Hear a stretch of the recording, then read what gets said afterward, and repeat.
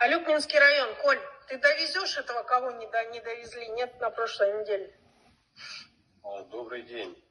Да, у нас двое 31-го, в том числе шестяников, и 2-го еще один. То есть на этой неделе 3 планируем. Но есть но. У нас в выходные был дождь.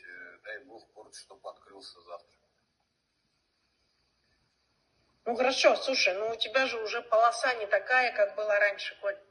Обледенение специального автотранспорта, который тает и чистит лед, у нас нету. Если вопрос песка там засыпать, то тогда самолет будет. Завтра 2 и 2-го 1. Кузнецов, вот есть тебе что-то, чего нет в других заместителей глав вообще по экономике, по этим самым? Я верю тебе, хорошо. Если не завтра, то значит я знаю, что ты отправишь. Хорошо? Пройдет у тебя это обледенение.